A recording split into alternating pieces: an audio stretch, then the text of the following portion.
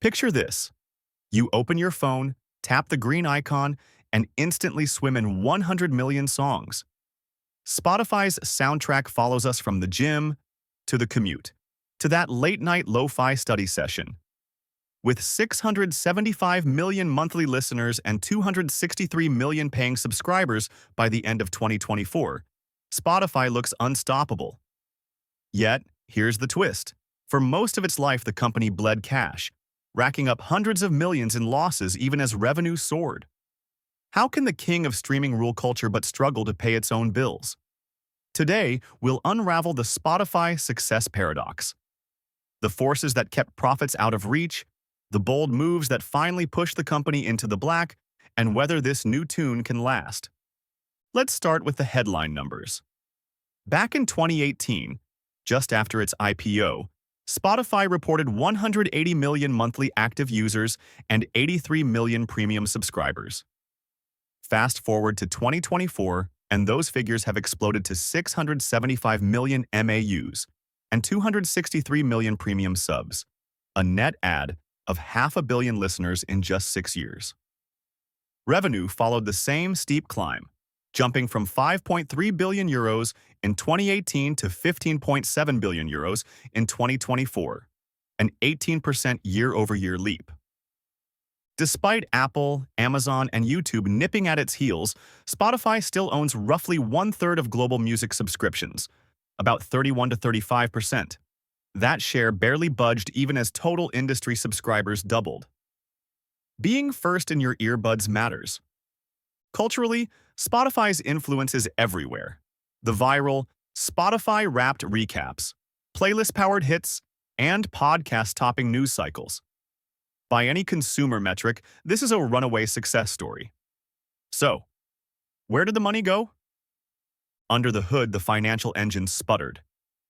From 2016 through 2023, Spotify never posted an annual net profit. Losses swung from 78 million euros in 2018 to 581 million euros in 2020, and back to 532 million euros in 2021-2023. Gross margin, what's left after paying for content, improved to the mid-20% range by 2018, but then flatlined around 25% for 5 straight years. Operating margins stayed negative. Even occasional green quarters were one-offs, not trends. Investors coined it the success paradox. Hundreds of millions of fans, billions in revenue, but profits stuck on mute. So what kept eating the cash? Time to follow the money. First, royalties. Spotify pays labels, publishers, and collecting societies roughly 70% of every euro it earns, sometimes even more on the free tier. The revenue is pooled, sliced by share of streams, and wired back to right holders. With 3 major labels controlling most must-have songs, negotiating leverage is limited. Until royalty costs dip, gross margin stays capped. And only in 2024 did cost of revenue finally fall below 70%, nudging gross margin above 30% for the first time. Second, the free tier dilemma. The ad-supported experience brings in the masses, around 60% of users, but advertising delivers only 10 to 13% of total revenue. Content costs on the free tier can run north of 90% of that revenue, turning many free listens into loss leaders. Converting free listeners to premium is crucial, yet conversion rates vary wildly by market and rarely exceed the low double digits. Third, operating spend. Growth wasn't cheap. In the first 9 months of 2022 alone, 2.55 billion euros went to research and development, sales and marketing, and administration. Marketing outlays jumped 39% year-on-year, fueling expansion but swelling losses. R&D, about 9% of revenue, paid for smart playlists, podcast tech, and new markets, but the bill came due before the benefits. Finally, the competitive cage match. Facing Apple, Amazon, and Google, Spotify hesitated for years to raise the long-standing 9.99 euros monthly price. Rivals could subsidize music to sell phones or Prime memberships. forcing Spotify to spend big on product polish and marketing just to stand still. Put together, royalties that scale with every stream, a money-losing free tier, heavy operating spend, and deep-pocketed rivals, Spotify's bottom line stayed underwater. When the old song wasn't working, Spotify remixed the track.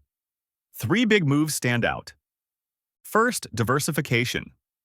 Starting in 2019, Spotify spent over $1 billion on podcast studios and exclusive deals, then jumped into audiobooks in 2022. Unlike music, these formats carry lighter or different royalty structures. By late 2024, podcasts were near gross profit break-even, and bundling audiobooks helped lift premium gross margin. Second, pricing power. After years stuck at $9.99, Spotify raised prices across multiple markets in 2023 and 2024. Premium revenue grew faster than subscribers, proving churn fears overblown and boosting average revenue per user. A higher-priced super premium tier is reportedly on deck. Third, cost discipline. In December 2023, Spotify cut about 17% of staff, and total headcount fell 20% in 2024.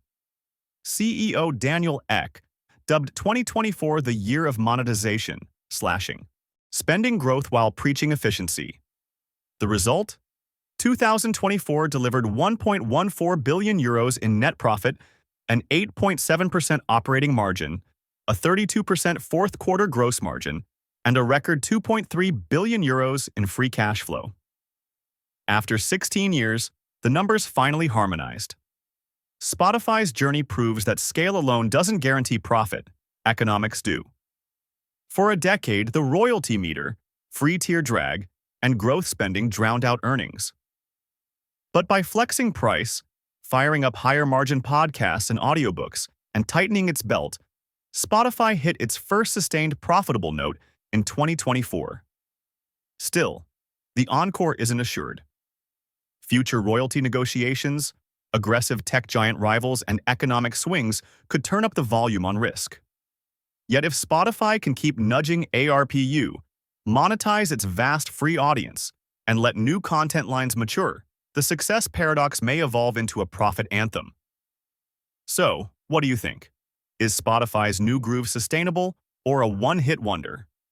Drop your thoughts below, hit that like button if you learned something, and subscribe for more deep dives into the business stories behind the apps we can't live without. Thanks for listening. Catch you in the next track.